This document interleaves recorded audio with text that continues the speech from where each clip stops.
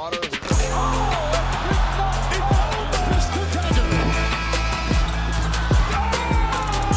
B going to work in the paint. Eastern Conference Final. New NBA champion. And it's a team from Toronto, Canada. We, the North, are now we, the champions.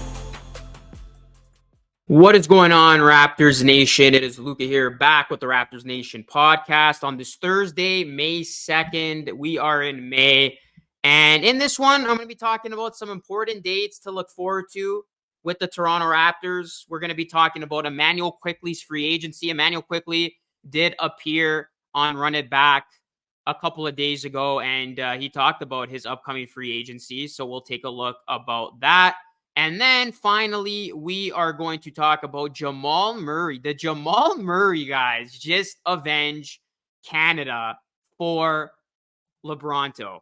We're going to talk about that and more. Before we dive right into it, do me a solid, guys. Hit a like on the video. It helps a ton. Also, subscribe to the channel for more over here on the Raptors Nation podcast. Also, leave us a 5-star review wherever you get your podcast. It does help immensely. All right, we're going to talk Raptors offseason. And what I mean by that is I just want to throw some important dates at you guys because the Raptors offseason is, of course, underway. And I mean, if you haven't already seen the viral clip of Scotty Barnes singing Maroon 5 in Cancun, that was awesome. That went viral. That Adam Levine even saw it and showed some love. That kind of got this offseason started.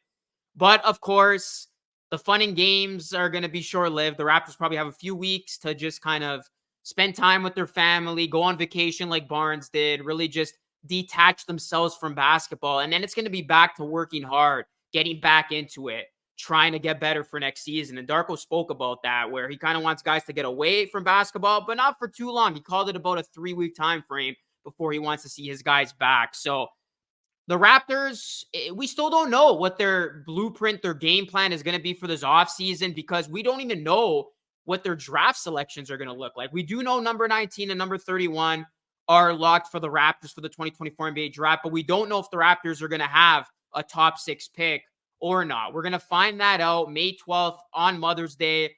The Raptors will be heading into the NBA draft lottery. At this point, you would think hoping for the ping pong balls to go their way. And Masai Ujiri said it doesn't matter if they keep the pick or not.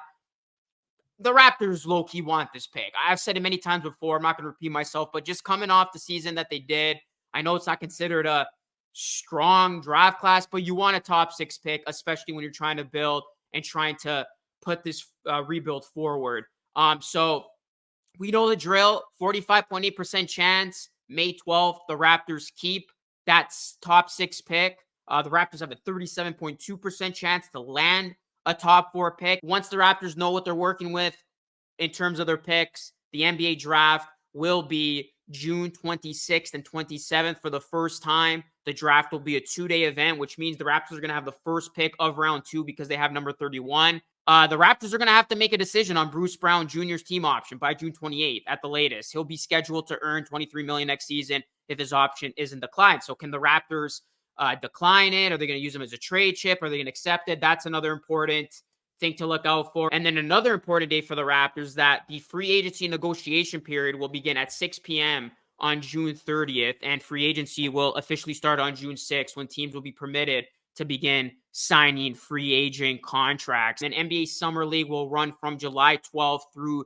the 22nd. Obviously, with the Raptors' new draft picks going to be playing in those games. And then the Naismith Basketball Hall of Fame will induct the 2024 class on October 12th and 13th. And obviously, former Raptor Vince Carter will be a part of that. So that's what is laid out here for the Toronto Raptors. They're going to have important decisions to be made. You know, Immanuel Quickley, he's restricted. Bruce Brown, what are they going to do with that team option? Gary Trent Jr., unrestricted free agent. He should get a lot of interest, especially starting at that mid-level. So, yeah, it's going to be a very important summer for the Raptors. We're going to kind of know more the direction they take with the draft, what they decide to do with Bruce Brown before we enter the free agency period. And then, yeah, maybe there's some potential free agents that the Raptors want to take a jab at here. If the Raptors don't bring back Gary Trent Jr. and Bruce Brown, it's going to give them some cap to work with, even taking into consideration them bringing back Quickley. You know, there's some names out there. Are the Raptors able to add a shooting guard Nick Claxton's name has come up too. So there are a couple of players that would make sense in terms of the Raptors targeting in free agency. We're not going to go in detail about that. Kind of just wanted to lay out what the important dates are going into this Raptors offseason. And again, the most important date, May 12th, the NBA draft lottery. We're going to find out if the Raptors keep that top 6 or not. And then from there, going to be a bunch of draft stuff.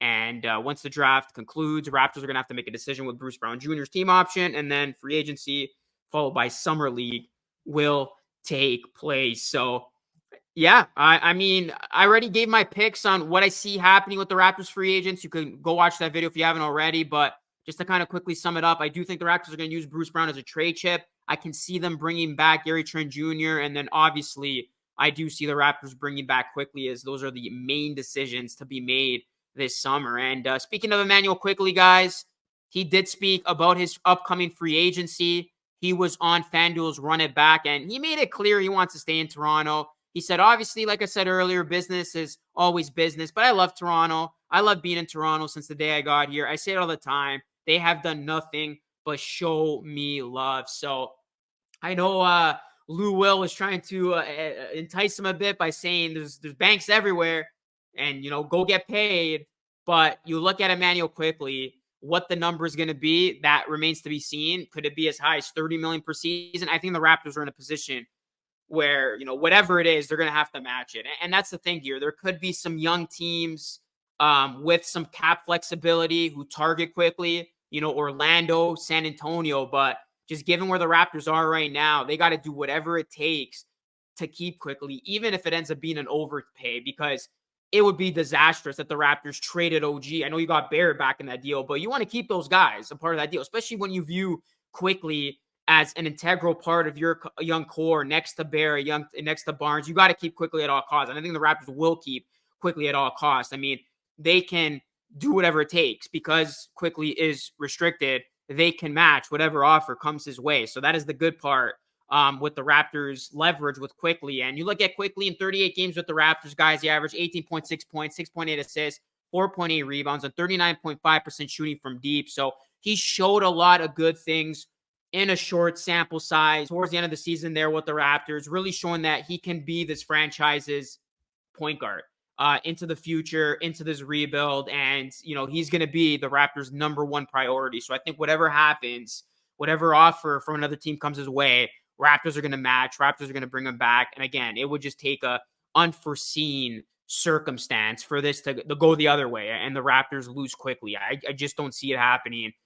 So yeah, Quickley, it is reassuring that he spoke highly about Toronto, about the Raptors. He wants to be back. And then he told a cool little story about when he found out that he and RJ had been traded from New York to Toronto. And he basically said RJ was thrilled once he found out he was traded to Toronto. He looked outside his hotel room and he said RJ was doing this, like hands up in the air, celebrating like he just won a championship, because obviously RJ from the Mississauga area, playing for his hometown team.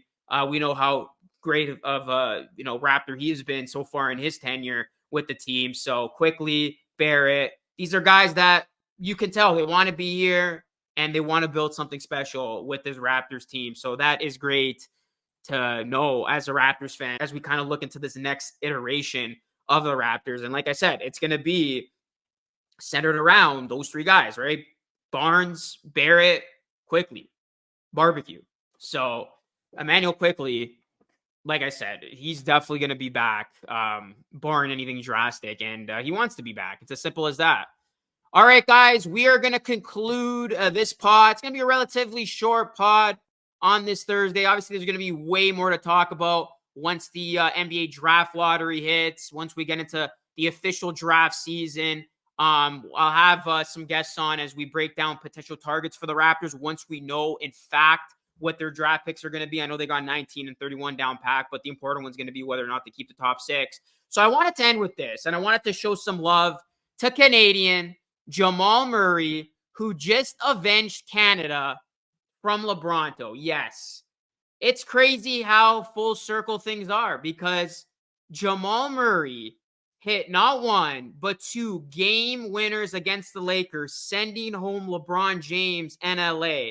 And the Nuggets are 8-1 against the Lakers, sending them home from the playoffs in back-to-back years. We haven't seen one team dominate another team like this in the postseason since LeBron James did it with those Cleveland Cavaliers against the Toronto Raptors. And I'm pretty sure the last player to hit back-to-back game winners in the same series was LeBron against those Raptors, because I mean, it's just crazy how Jamal, obviously, you know, he said he used to rock his Lakers jersey, but being from Canada, you know, obviously wanting to see the Raptors succeed, having to see that, and then it's a Canadian who basically gets the revenge against LeBron years later and basically does to LeBron what he did to the Raptors, because LeBron just got served the taste of his own medicine.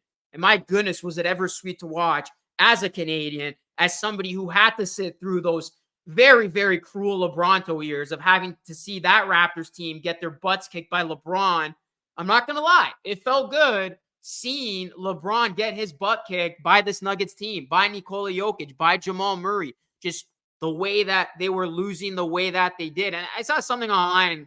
It's like, oh, I feel bad for the Lakers. I feel bad for LeBron. I don't. I mean, did people feel bad for the Raptors when they were getting ousted and embarrassed by LeBron in Cleveland, and LeBron was king of the city and there were memes and jokes being thrown Toronto's way? No. So I don't care that it's happening now. As a matter of fact, I get joy from it. Call me a hater, but I really enjoy seeing the Denver Nuggets just own the Lakers. And I really enjoyed it being a Canadian and Jamal Murray, who's really putting not only himself but Canada on the map with how good of a player he has been.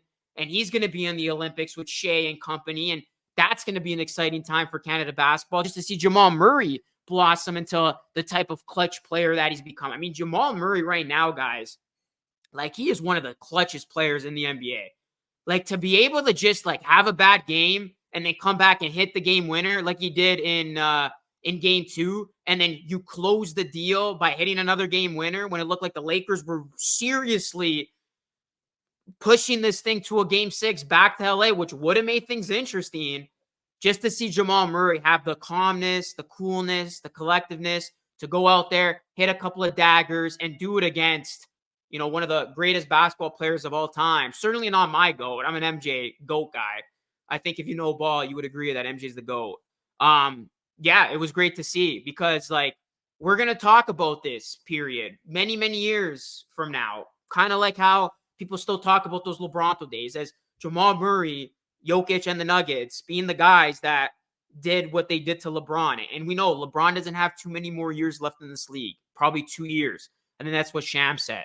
So, yeah, just to see the Nuggets do what they did to the Lakers and prevent LeBron from adding to the accolades and the championships, this is going to be a significant time when we look back on it. And, yeah, it's really, really cool that it's a Canadian involved with Jamal Murray, as he has just been awesome to watch. And good luck to Jamal Murray and the Nuggets. It's going to be a fantastic series, them going up against Minnesota. And then obviously Shea, the other Canadian who's been balling out. He's in the second round. He awaits a second round opponent. Will it be the Clippers? Will it be the Mavs? So the Canadian content has been on full display, particularly in the West. And it's been great to see. I mean, wouldn't that be something if we get a Jamal Murray, Shea Gilgeous-Alexander Western Conference Finals? That is in the realm of possibilities. I know Team Canada would be happy about that, and all of Canada would be tuning into that series. So, yeah, Jamal Murray, simply put, thank you for avenging Canada from those LeBronto days and giving LeBron a taste of his own medicine.